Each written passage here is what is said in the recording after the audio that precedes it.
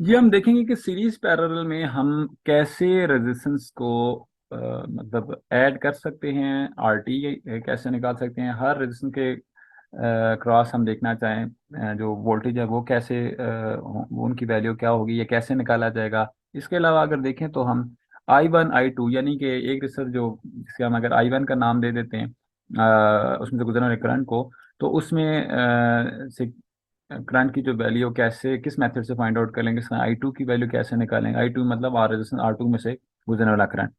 तो ये एक हमारे लिए चीज़ इंपॉर्टेंट है। फिर दूसरा टोटल करंट कैसे निकालेंगे, टोटल वोल्टेज कौन से वाले होंगे, और साथ साथ फिर हम ये भी देखेंगे कि पावर जो होती है एक रजिस्टर के क्रॉस ड्रॉप होने वाली, लेट से हम रजिस्टर R1 कह लें, तो उसमें से जो ड्रॉप उसमें जो कंज्यूम होने वाली जो पावर है वो, और इस तरह P2 जो है फिर देखेंगे। फिर इसके बाद हम देखेंगे कि टोटल पावर सर्किट कितनी कंज्यूम कर रहा है।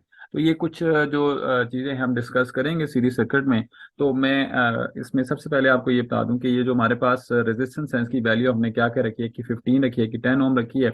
ये सबसे पहले तो जब भी हम सर्किट सॉल्व करते हैं ये भी बात याद रखनी है कि उनके अंदर ये देखना है कि उस सबसे पहला जो बात होती है कि कौन से कॉम्बिनेशन में सीरीज है या पैरेलल है। तो उसे मेक श्योर करने के लिए आप सिंपली एक किसी रजिस्टर को देखें, अभी यहाँ पे इलेक्ट्रॉन फ्लो कर रहे हैं।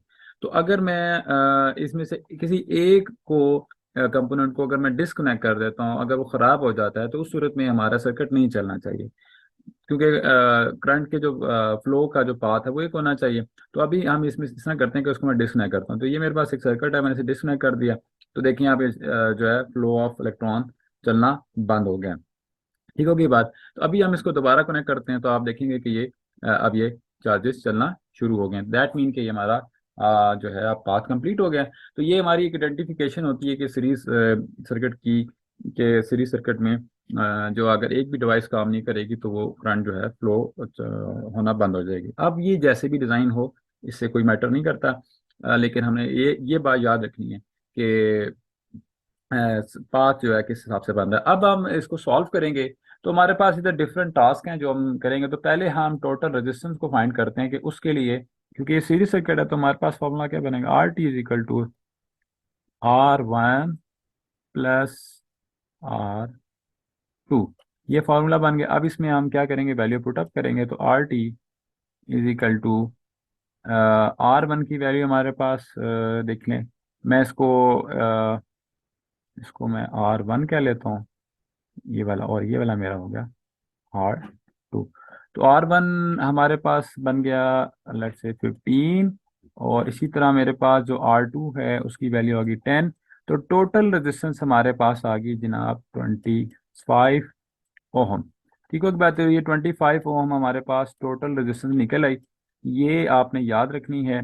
और उसके बाद फिर हम आगे फर्दर देखेंगे। तो अभी मैं यहाँ साइड पे भी लिख देता हूँ कि RT हमारे पास जो है वो कितनी आई है, वो आई है 25 ओम, ताकि हमें बाद में भी याद रहे। अगर हमें इसे रेस करना पड़ता तो हम यहाँ से यूटिलाइज कर लेंगे।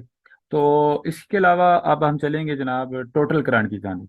और रही बात उससे पहले वोल्टेज की, तो ये 9 वोल्ट जो है, यही जो बैटरी के वोल्टेज, यही हमारे पास टोटल वोल्टेज हो गए। तो मैं ये डायरेक्टली लिख देता हूँ कि ये इक्विवेलेंट वोल्टेज भी कहा जा सकता है, टोटल वोल्टेज भी कहा जा सकता है। ये कितना है जी, 9 वोल्ट के करीब हमारे पास टोटल वोल्टेज हो गए जी। इसके बाद अगर हम देखें तो हमारे पास जो फर्दर जो आईटी निकालना है, तो आईटी के लिए हम क्या करेंगे, तो हमारे पास फॉर्मूला आईटी निकालने के लिए IT = VT/RT। ये कैसे है, ये अकॉर्डिंग टू ओम लॉ है, क्योंकि ओम्स लॉ हमें ये कहता है V = IR। तो ओम्स लॉ में V = हम IR की बात करते हैं। तो ये जो हमारे पास फॉर्मूला बना, हमने इसको रीअरेंज किया। ठीक है, अगर मैं इसको RT कह देता हूँ, इसको IT कह देता हूँ, ठीक होगी बात। तो ये मेरे पास RT होता है। इसी फॉर्मूले को रीअरेंज किया तो IT = VT/RT हमारे पास बन गया। ठीक होगी बात। इसी को रीअरेंज किया तो IT = VT आ गया। अब VT की वैल्यू क्या है हमारे पास, यहाँ पे हमने कैलकुलेट किया, वो थी 9, और RT की 25। तो हम ऐसा करेंगे कि VT 9 हो गया /25, और हम इसको सॉल्व करके देखेंगे कि इसके बाद फाइनली हमारे पास जो आई की वैल्यू है वो क्या बनती है। तो उसके लिए हम कैलकुलेटर में देख लेते हैं। तो कैलकुलेटर में इसको सॉल्व करने के लिए जी मैं लिख रहा हूँ 9/25, तो ये बन गया 0.36। तो जी हमारे पास आंसर आ गया 0.36। तो ये हमने लिख लिया 0.36, और ये सात वैल्यू आ गई किसमें, एम्पेयर में आ गई। तो ये हमारे पास आई टी निकल आया। ठीक है जी। तो ये मैं इधर साइड पे लिख देता हूँ कि I T is equal to, हमारे पास जो वैल्यू आई है वो है 0.36 एम्पेयर। तो ये हमारे पास क्या निकल आया जी, करंट निकला है। ठीक है, 36 एम्पेयर, तो ये हमारे पास करंट निकला है। अब हम देखेंगे हमारे पास I1 और I2 क्या होगा। तो मैंने जिससे पहले आपसे बात की थी कि जो सीरीज होता है उसमें करंट सेम रहता है, तो हर रजिस्टर के अक्रॉस या हर कंपोनेंट के अक्रॉस लाजमी नहीं कि रजिस्टर का सर्किट हो, बल्कि कैपेसिटर का भी हो सकता है। तो यहाँ पे अगर हम देखें सीरीज में करंट क्या रहेगा, जिसमें से जो करंट कंज्यूमिंग डिवाइसेस हैं, जिसमें करंट यानी कि गुजर रहा होता है या करंट पास पास हो रहा होता है, अगर उन डिवाइसेस की बात करें तो उसमें करंट क्या होता है जनाब, करंट सेम रहता है जब वो सीरीज में लगे होंगे। तो यहाँ पे अब ये चीज़ फिर क्लियर होगी कि जनाब सीरीज में करंट सेम रहता है। इसका मतलब ये है कि I T is equal to I1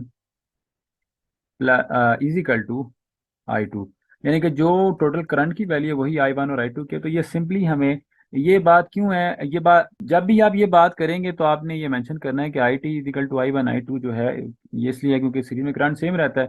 तो सेम करंट रहता है, इसका मतलब ये हो गया कि I1 और आई टी की वैल्यू जो है वो हमारे पास अंडरस्टूड हो गया कि वो ही है जो कि आई टी की थी। ठीक है जी। तो I1 और I2 क्या हो गया, 0. जो है 36 एम्पेयर। ठीक है जी, हमारे पास वैल्यू आ गई। ठीक है, अगली बात। अब अगर देखा जाए V1 और V2, ये हमने निकालना है। तो ये कैसे निकालेंगे जी, इसके लिए आपने करना ये है कि हमारे पास जो वैल्यूज ऑलरेडी मौजूद हैं, तो हमने देखना है कि क्या उसमें से हमारे पास V1 और V2 निकल सकता है। V1 मीन के जो R1 के क्रॉस ड्रॉप होने वाला वोल्टेज। तो देखिए अगर V1 की बात करें तो V1 is equal to I1 R1। अगर हमारे पास I1 और R की वैल्यू पता है अकॉर्डिंग टू ओम्स लॉ, तो हम V1 निकाल सकते हैं। तो I1 क्या हमारे पास यहाँ पे देखा जाए, वो इस रेजिस्टेंस के से पास होने वाला करंट तो 0.36। तो ये तो सेम रहेगा I1 और I2 के केस में। जो करंट होगा 0.36 मल्टीप्लाई बाय जो रेजिस्टेंस हमारे पास कितनी है 15, इसको मल्टीप्लाई करेंगे तो we have value of V1, we will have value of V1। Then इसके बाद फिर हम V2 की भी वैल्यू निकाल लेंगे, और फिर उसके बाद हम V2 के लिए क्या होगा, यही हम लिखेंगे 0.36, और उसके बाद वो किससे मल्टीप्लाई करेंगे क्योंकि V2 है रजिस्टर R2 के क्रॉस ड्रॉप होने वाले वोल्टेज। तो जी V2 जो है वो आर टू के क्रॉस ड्रॉप होने वाले वोल्टेज हैं। तो 0.36 मल्टीप्लाई बाय यहाँ पे हम क्या लिख देंगे वैल्यू 10। तो 10 से जब मल्टीप्लाई करेंगे तो ये तो बन गया सिंपली 3.6। ठीक होगी बात, वोल्ट। अब हम V1 की वैल्यू भी कैलकुलेट कर लेते हैं ताकि हम देख सकें कि जनाब कि V1 और V2 क्या आ रहे हैं, तो उसको भी देख लेते हैं। तो V1 की वैल्यू देखने के लिए अगेन कैलकुलेटर यूज़ करते हैं जी। तो ये हम इसको जी वैल्यू निकाली थी 0.36 मल्टीप्लाई बाय 15, तो ये हमारे पास 5.4, यानी कि V1 की वैल्यू आ गई हमारे पास 5.4। 5.4 मल्टीप्लाई बाय 3.6। वैसे इंटरेस्टिंगली आप देखें तो ये आप इन दोनों को ऐड करेंगे V1 प्लस V2, यानी कि V1 पे ड्रॉप होने वाला वोल्टेज और V2 पे ड्रॉप होने वाला वोल्टेज, या उनको ऐड अप करेंगे 5.4 प्लस, यानी कि हमने टोटल वोल्टेज देखना है, मेक श्योर करना है। तो V1 प्लस V2 कर लें, जैसा कि हमने बात की थी कि जो वोल्टेज है वो डिवाइड होते हैं, मतलब जो टोटल वोल्टेज है वो बराबर होता है सर्किट में ड्रॉप होने वाले वोल्टेज इसके। तो V1 हमारे पास है 5.4, इसको आप ऐड कर लेंगे 3.6 से, तो आप देख लें आपके पास क्या आएगा, 9 वोल्ट आ जाएगा। तो इसका मतलब ये हुआ कि ये जो हमारा मेथड है ये ठीक है, और इसके अकॉर्डिंग हमारे पास जो वैल्यू है वो जो टोटल वोल्टेज के लिहाज से भी आ रही है। ठीक होगी बात। तो हमारे पास इसका मतलब है कि V1 V2 और V3 की वैल्यूज आ चुकी हैं। अब अगर हमने लेट से पावर निकालनी है तो भी हम निकाल सकते हैं। हमारे पास फॉर्मूला है पावर निकालने का, वो है P1 is equal to V1 I1। तो अगर हम इससे ना सॉल्व करेंगे तो हमारे पास पावर भी आ जाएगी। P1 is equal to I1 और साथ V1 है। तो V1 आपने I1 की वैल्यू आपका 0.36 है, 0.36 को मल्टीप्लाई बाय आप क्या किससे करेंगे, 5.4 से करेंगे, तो आपके पास पावर आ जाएगी। ठीक होगी बात। तो ये इस तरीके से आप निकाल सकते हैं P1। इसी तरह अगर आप P2 की बात करें तो वो होगी V2 multiply by V2 multiply by G I2। तो P2 is equal to V2 multiply by I two multiply V2 लिख लें, V2 मल्टीप्लाई I2 लिख लें, कोई फर्क नहीं पड़ेगा, आंसर सेम ही आएगा। तो बहरहाल ये हो गया आपके पास 3.6, और इसको साथ मल्टीप्लाई करेंगे किसके साथ, I2 यानी कि 3.6 आपका वोल्ट आया था और I2 की वैल्यू 0.36। इन दोनों को आप मल्टीप्लाई कर लें और आप देख लेंगे कि आपका P1 और P2 की वैल्यू आ जाएगी। तो अभी हम निकाल भी लेते हैं चलें, ताकि हमारे पास टोटल पावर निकालने के लिए जो हमारे पास P1 और P2 की रिक्वायरमेंट है वो हमें हमारी पूरी हो जाए, ताकि हम PT यानी कि टोटल अगर हमें टोटल पावर निकालनी है जी, तो टोटल पावर निकालने के लिए हमें P1 और P2 की वैल्यू चाहिए, तो हम उससे पावर हम निकाल लेंगे। तो अभी देखते हैं कि P1 की वैल्यू क्या निकलेगी, वो है 0.36 मल्टीप्लाई बाय, इसको हम मल्टीप्लाई करेंगे 5.4 से, तो हमारे पास 1.99 आ जाएगा। तो ये हमारी पावर आ गई। इसी तरह P1 आ गई 1.94, 1.9 जी आंसर आ जाएगा 1.94, ये आ गया। इस तरह P2 की जो देखें तो ये 3.6 को हम 0.36 से मल्टीप्लाई करेंगे, तो ये हो गया 3.6 मल्टीप्लाई बाय 0.36, ये बन गया 1.29, यानी कि इसको राउंड ऑफ करके 1.3 कह सकते हैं। तो 1.3 आपके पास ये आ गई, पावर आ गई, ये वॉट में आ गई, और ये भी जी P1 भी पावर आ गई, P2 भी आ गई, इस दोनों को ऐड करेंगे तो आपके पास PT is equal to P1 और PT is equal to P1 plus P2। इन दोनों को आप ऐड कर लें तो आपके पास पावर आ जाएगी। तो ये बनती है 1.94 और साथ 1.36, इस 1.3 इसको ऐड कर लें तो आपके पास पावर आ जाएगी। मैं इसको क्लियर कर देता हूँ जी,